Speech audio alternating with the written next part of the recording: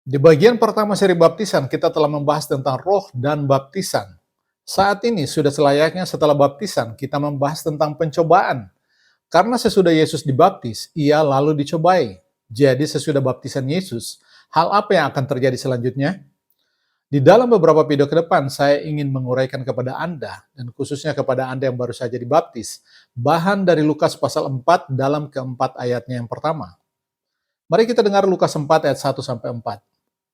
Yesus yang penuh dengan Roh Kudus kembali dari Sungai Yordan lalu dibawa oleh Roh Kudus ke padang gurun. Di situ ia tinggal 40 hari lamanya dan dicobai iblis. Selama di situ ia tidak makan apa-apa dan sesudah waktu itu ia lapar. Lalu berkatalah iblis kepadanya, "Jika engkau anak Allah, suruhlah batu ini menjadi roti." Jawab Yesus kepadanya, "Ada tertulis, manusia hidup bukan dari roti saja." Kemudian ia membawa Yesus ke suatu tempat yang tinggi dan dalam sekejap mata ia memperlihatkan kepadanya semua kerajaan dunia. Kita bisa menemukan ayat paralelnya di Matius, di mana kutipan tersebut ditulis lebih lengkap. Matius pasal 4 ayat 4. Ada tertulis, manusia hidup bukan dari roti saja, tetapi dari setiap firman yang keluar dari mulut Allah. Pertama, saya ingin menegaskan dari awal bahwa kita tidak akan membahas tentang pencobaan Kristus secara kristologis. Sebaliknya, kita akan membahas ayat-ayat ini dari sudut pandang pemahaman tentang penderitaan Yesus sendiri. Seperti yang tertulis di 1 Petrus 2 ayat 21. Kristus pun telah menderita untuk kamu dan telah meninggalkan teladan bagimu, supaya kamu mengikuti jejaknya. Kita ingin melihat hal-hal apa saja yang dapat kita pelajari, khususnya bagi mereka yang sudah dibaptis. Pelajaran rohani apa yang dapat kita terapkan dalam kehidupan kita sehari-hari. Sekarang Anda sudah dibaptiskan. Dosa-dosa Anda sudah dihapuskan, seperti kata Paulus di Kisah Rasul 22 ayat 16. Ketika Anda berseru kepada nama Tuhan, ketika Anda berkomitmen total untuk menerimanya sebagai Tuhan dan penguasa atas hidup Anda, lalu selanjutnya apa? Apa yang akan terjadi? Sesudah baptisan, datanglah pencobaan. Perhatikan hal ini baik-baik. Pencobaan tidak datang sebelum baptisan. Pencobaan datang sesudah baptisan. Tidak adil bagi Anda jika saya tidak memperingatkan Anda akan persoalan-persoalan yang akan timbul sesudah baptisan. Kebanyakan dari Anda sangat menyadari bahwa kehidupan Kristen itu bukanlah hal yang mudah. Anda akan mendapati bahwa segera sesudah Anda dibaptis, musuh akan segera mengarahkan tekanannya kepada Anda. Inilah alasan mengapa banyak orang Kristen yang sudah dibaptis tetapi tidak mendapat pengajaran yang baik, seringkali segera murtad dalam waktu yang singkat. Ini adalah hal yang sangat memprihatinkan. Yang terjadi setelah baptisan adalah bahwa Roh membawa Yesus ke padang gurun untuk dicobai oleh setan. Tuhan tidak akan melindungi Anda dengan cara menyingkirkan masalah dari Anda. Mengapa Allah membiarkan semua itu terjadi? Mengapa Allah membiarkan Anda dicobai sesudah dibaptis? Ada cukup banyak jawaban untuk pertanyaan ini. Akan tetapi di atas semuanya itu, supaya Anda bisa bertumbuh semakin kuat. Supaya Anda bisa belajar tentang ketaatan melalui penderitaan. Anda harus belajar lewat penderitaan. Pengakuan Anda tentang komitmen Anda akan diuji. Jika Anda tidak ingin berkomitmen total, jika Anda tidak ingin bergabung dalam peperangan rohani, jika Anda tidak memiliki keberanian iman, maka jangan minta dibaptis, karena baptisan bukan untuk para pengecut. Sekarang Anda sudah dibaptis dan sudah masuk dalam arena peperangan rohani, maka Anda harus siap menghadapinya, karena arena ini bukanlah tempat untuk para penakut. Tetapi Anda juga tidak perlu sampai ketakutan. Saya mengatakan hal ini bukan untuk menakuti Anda.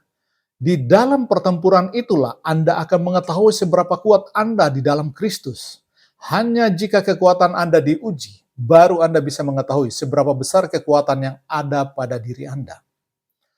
Melalui kemenangan-kemenangan di dalam peperangan rohanilah, Anda akan mengalami pertumbuhan rohani. Yesus tidak menghendaki gerejanya dipenuhi oleh para bayi-bayi rohani. Dengan cara apa Anda akan bertumbuh dalam kehidupan rohani? Hanya lewat peperangan rohani. Yesus segera dibawa ke padang gurun untuk menghadapi pencobaan. Jadi, itulah saatnya untuk menghadapi kenyataan rohani. Kenyataan dari peperangan rohani. Jangan takut, jangan gemetar, karena Anda akan menemukan. Dan inilah sukacita dari pengenalan akan Allah.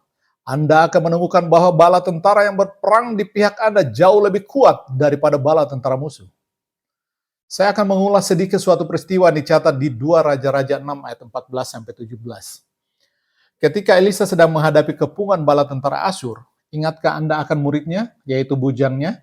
Sebenarnya, si bujang itu adalah muridnya. Murid kala itu berperan ganda sebagai hamba juga. Murid Elisa menatap ke arah pasukan Asyur dengan segala panji-panji mereka yang mengelilingi seluruh tempat dan berkata, "Tuanku, tamat sudah riwayat kita. Pasukan Asyur sudah mengepung kita." Ia tidak dapat memahami mengapa Elisa bisa terlihat begitu tenang. Elisa bersikap seolah-olah tidak ada masalah apa-apa.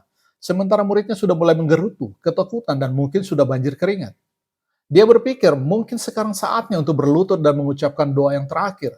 Karena pasukan Asyur sudah mengepung rapat desa itu. Akhirnya Elisa berkata, "Ya Tuhan, bukalah matanya sehingga ia bisa melihat bahwa bala tentara yang ada di pihak kami lebih besar daripada yang ada pada musuh." Murid yang malang, lebih banyak. Tidak ada satupun tentara Israel yang ada di desa itu. Jika ada 2 atau 3 orang prajurit Israel di sana, mungkin hamba ini dapat merasa lebih tentram. Akan tetapi tidak ada satupun tentara Israel di sana. Apanya yang lebih banyak? Kemudian Tuhan membuka mata orang ini. Dan apa yang ia lihat? Ia melihat satu pasukan surgawi yang jumlahnya jauh lebih banyak dari pasukan Asyur yang sedang mengepung mereka. Elisa berkata kepadanya, "Sekarang kamu mengerti?" Bagaimana Elisa bisa tahu semua itu? Apakah karena ia mempelajari Alkitab lebih lama dibanding muridnya? Atau apakah karena ia memiliki kacamata khusus untuk melihat hal-hal rohani? Tidak. Elisa adalah seorang manusia Allah. Ia telah melewati banyak pertempuran rohani. Ia sudah melalui berbagai macam pencobaan. Ia sudah melalui padang gurun. Berdasarkan pengalaman kerohaniannya, ia sadar bahwa Allah tidak akan pernah mengecewakan umatnya. Bergantunglah kepadanya, dan Anda akan memenangkan semua pertempuran. Ini tidak berarti bahwa Anda tidak akan terluka sedikit pun, tetapi Anda akan tetap menang, dengan luka ataupun tanpa luka. Inilah poin yang ingin saya sampaikan agar Anda pahami dengan baik. Sesudah baptisan, datanglah pencobaan. Bersiaplah secara mental dan rohani ketika pencobaan itu datang. Sesudah datangnya berkat rohani, maka pihak musuh akan melancarkan serangan. Setiap orang yang terlibat dalam peperangan rohani sangat menyadari akan hal ini. Dan bagi saya hal ini sudah mendarah daging. Setiap kali datang berkat rohani, saya akan berkata, selanjutnya pasti akan datang serangan. Mari kita bersiap. Ingatlah hal ini, kata-kata yang disampaikan oleh Rasul Yakobus dalam Yakobus 4 ayat 7. Lawanlah iblis, maka ia akan lari daripadamu. Jangan beri dia tempat berpijak 1 milimeter pun. Anda adalah seorang anak Allah. Jika Anda berdiri teguh, maka tidak ada satupun hal yang dapat ia lakukan terhadap Anda. Ia akan mencoba untuk menakuti Anda. Ia akan mencoba untuk mengintimidasi Anda. Akan tetapi, tidak ada satupun hal yang dapat ia lakukan untuk menjatuhkan Anda atau mengalahkan Anda. Mungkin dalam beberapa kesempatan ia bisa menjatuhkan Anda. Akan tetapi ia tidak akan bisa mengalahkan Anda. Ia tidak memiliki kuasa untuk melakukan itu, karena Allah tidak akan membiarkannya untuk melakukan hal itu. Seperti yang dikatakan oleh Paulus dalam 1 Korintus 10 ayat 13. Allah setia, dan karena itu ia tidak akan membiarkan kamu dicobai melampaui kekuatanmu. Ia sangat menyayangi Anda. Ia akan membawa Anda untuk berlatih. Mungkin leher Anda akan sedikit terkilir jika hal itu memang dibutuhkan dalam rangka mempelajari medan perang. Akan tetapi ia tidak akan membiarkan Anda dibinasakan. Tidak. Dia tidak akan membiarkan hal itu terjadi. Ia tidak menyerahkan nyawanya di kayu salib hanya untuk melihat kebinasaan Anda. Ia akan mengawasi Anda seperti biji matanya. Pahamilah hal ini dengan baik. Kita berada dalam peperangan rohani yang nyata. Hal ini akan membawa kita kepada poin berikutnya yang ingin saya bagikan kepada Anda di video berikutnya. Yohanes 8 ayat 31-32. Jikalau kamu tetap dalam firman-Ku, kamu benar-benar adalah murid-Ku, dan kamu akan mengetahui kebenaran, dan kebenaran itu akan memerdekakan kamu.